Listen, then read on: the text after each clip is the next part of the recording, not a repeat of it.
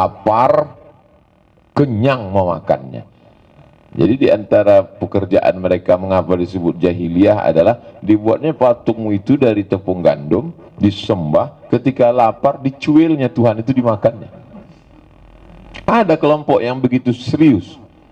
Lalu kemudian ada juga kelompok yang begitu serius untuk menunjukkan kebatilan Lata, Uzza, Manat, Hubal, Jibti, Taghut, Naham itu. Maka lahirlah seorang yang luar biasa dan bukan orang Arab, namanya Suhaib Ar-Rumi. Rumi di ujung namanya menunjukkan dia Rum, orang Romawi. Ada satu surat dalam Al-Quran, surat Ar-Rum, Romawi, Eropa, Italia sekarang. Maka disitulah menunjukkan ada Islam rahmatan lil alamin, bukan lil arabiyin, untuk orang Arab, tidak, lil alamin. Di antaranya adalah Suhaib Ar-Rumi. Maka dia tinggalkan semua usahanya yang ada di kota Makkah Al-Mukarramah demi untuk ikut hijrah bersama Nabi Muhammad sallallahu alaihi wasallam. Lalu kemudian ada lagi namanya Abdurrahman ibnu Auf, satu geng dengan Suhaib Ar-Rumi, pindah juga meninggalkan harta bendanya. Jadi kalau ada sekelompok orang yang dengan ketulusannya untuk menggunakan hartanya untuk Lata, Uzza, Manat, Hubal, Jibti, Taghut, Naham, maka akan ada juga sekelompok manusia yang menghabiskan hartanya untuk agama Allah SWT. Tinggal kita mau ikut geng Lata, Uzza atau Abdurrahman bin Auf dengan Sa'ad bin Rabi', dengan Utsman bin Affan, dengan Suhaib Ar-Rumi. Insya Allah Propas masuk dalam kelompok ini, insya Allah. Ustaz Abdul Somad kelompok yang mana? Saya dari seragam udah jelas Propas.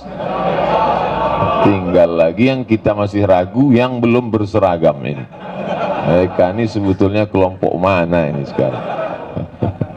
Tapi kalaulah kita mengelompokkan orang berdasarkan seragam, betapa mudahnya untuk hijrah kalau hanya sekedar dengan seragam. Ini untuk menyenangkan hati yang belum punya seragam. Mana tahu nanti ditanya, kau ikut kelompok mana? Sudah bergabung belum dengan Propas?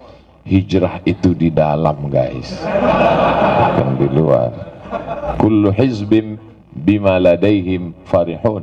Setiap kelompok selalu bangga dengan kelompoknya. Setiap kelompok selalu bangga dengan kelompoknya. Makanya dia mengatakan, wa ma ana minal musyrikin wa ana minal muslimin. Itu menunjukkan dia bangga. Satu hari berapa kali dia katakan itu. Hanifan musliman, inna salati wa nusuki wa mahyaya wa mamati lillahi la syarika lahu wa bidzalika umirtu wa ana minal muslimin. Jadi kalau ada orang berbuat amal kebaikan lalu dia tidak pede dengan kebaikannya, kabarnya ente udah gabung dengan Propas ya? Enggak, sekali-sekali aja. Propagator amal soleh kok malu. Terus yang seringnya kemana? Masih sering memprovokasi teman-teman untuk dugem, untuk menghapuskan dosa itu sekali-sekali ke Propas. Loh, sebagai khiyarukum fil jahiliyah khiyarukum fil Islam. Begitu Khalid bin Walid masuk Islam, ini Jabal Rumat, jamak dari Ramin. Ramin artinya pemanah. Rama yarmi, Rama yarmi, melontar. Orangnya Ramin. Kalau pakai alif lam, Ar-Rami. Nama kamu siapa? Rami, pemanah. Rami, pemanah. Jamaknya Rumat, Rumatun, pemanah-pemanah. Rami, pemanah. Nama kamu siapa? Rami, pemanah. Pandai mana? Enggak. Loh, kok namanya Rami? Memanah hati kamu.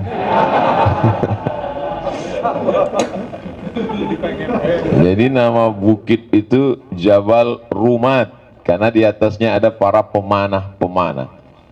Kata Nabi, hai Rumat, pasukan pemanah, nanti aku akan berperang di bawah bersama sahabatku, kalian di atas, dari atas memanah. Kalau sekarang mungkin namanya sudah berubah, tidak lagi rumat tapi snipers, penembak jitu dari jauh. Kalau aku nanti menang di bawah, kalian jangan turun. Kalau aku nanti kalah, terbunuh dengan sahabat di bawah, kalian juga jangan turun. Kalian tetap di atas. Kalian rumat, pasukan pemanah di atas bukit. Malang tak dapat ditolak, untung tak dapat diraih. Menang pasukan Nabi SAW di bawah. Begitu menang, konsentrasi pasukan Rumat di atas bukit Jabal Rumat buyar. Mereka sudah dapat tombak, panah, kuda, baju besi. Kita dapat apa nih? Turun mereka ke bawah.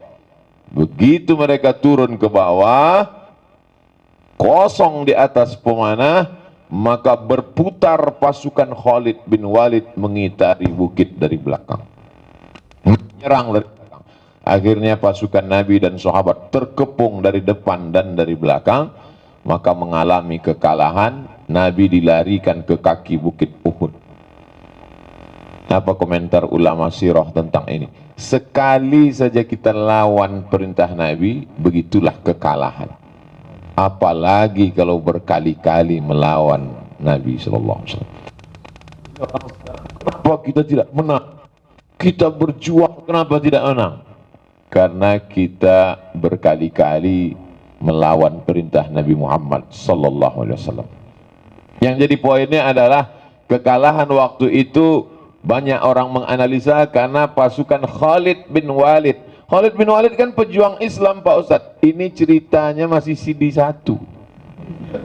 Ini kan ceritanya perang Uhud, Jabal Uhud, perang Uhud tahun ketiga. Tahun kedua perang Badar, tahun ketiga perang Uhud. Lalu kemudian tahun-tahun berikutnya Allah berikan hidayah, Khalid bin Walid masuk Islam. Makanya apa kata Nabi? Khiyarukum fil jahiliyah, khiyarukum fil Islam. Ketika pada zaman jahiliyah, dialah jenderalnya. Di zaman jahiliyah, dialah panglima perangnya. Di zaman jahiliyah, dialah provokatornya. Tapi setelah Islam, dia juga yang bersemangat. Jadi yang dulu selalu memprovokator kawan-kawan, ayo mabuk, ayo sakau, ayo dugem, ayo pesta zina, mohon maaf, ayo. Jangan setelah hijrah malah di masjid zikir aja. Pas diajak, ayo ngumpul beras, serahkan pada Allah. Ini bukan khiyarukum fil jahiliyah, khiyarukum fil Islam. Sebagaimana dulu sebelum hijrah kau menjadi provokator untuk perbuatan dosa, maka setelah hijrah kau mesti menjadi provokator juga, tapi provokatornya berapa? Lebih 2 kali provokator. Jadi kalau dulu sebelum hijrah, sebelum tobat ngajak orang tiap malam, maka setelah hijrah dia mesti ikut bagi beras ini 2 kali malam, 2 kali siang. Dia mesti datang ke ketua propas bertanya, kapan pembagian? Di awal bulan, kita percepat. Ayo kita bagi beras. Beras siapa yang mau kita bagi? Pokoknya kita cari aja beras.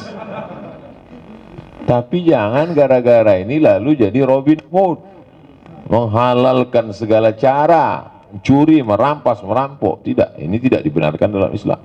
Banyak orang yang ingin berbuat baik, dia tidak punya, lalu menghalalkan segala cara, mencuri, merampas, merampok. Innallaha thayyibun, Allah maha suci, la yaqbalu illa thayyiban. Allah tidak menerima kecuali yang suci-suci juga. Wa anfiqu, berinfaklah, min thayyibat, yang baik-baik. Saya tidak ingin pula nanti muncul setelah datang provokator amal soleh, muncul lain-lain terinspirasi Robin Hood syariah. Ini tidak betul. Kita tetap niatnya baik, amalnya juga baik. Masalah menggunakan istilah yang kurang baik bisa dilegitimasi dengan tanda kutip. Provokator tanda kutip. Tapi lah kelamaan kalau sudah disosialisasikan nanti orang menjadi faham dan mengerti. Saya pun awal-awalnya terkejut. Ustadz, kita propos. Hah? Propas, oh propas. Apa itu? Provokator. Jelek itu, negatif.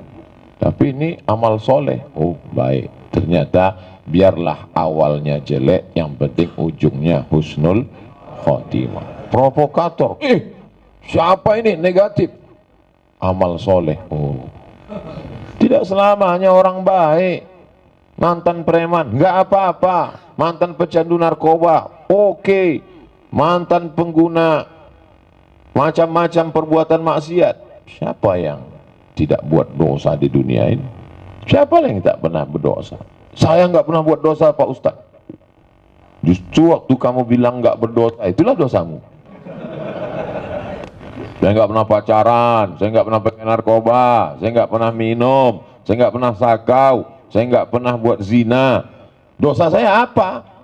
Waktu kamu nanya dosa saya apa tuh, itulah dosamu yang pertama. Apa dosanya? Merasa diri tidak berdosa adalah dosa. Oh, banyak orang menganggap bahwa dosa itu yang zohir, yang kelihatan saja. Padahal dosa yang tidak kelihatan lebih banyak. Saya mau seperti Ustaz Abdul Somad, nggak ada dosanya. Duduk di atas kursi, di depan orang yang lebih tua, lebih tawadhu, lebih bersih hatinya, sudah taubat nasuha, merasa diri lebih mulia, dosa. Jadi kalau gitu Ustaz berdosa? Berdosa karena merasa diri lebih mulia. Tapi yang lebih berdosa, yang menyediakan kursi. Saya nggak mau disalahkan sendiri. Mesti ngajak yang lain.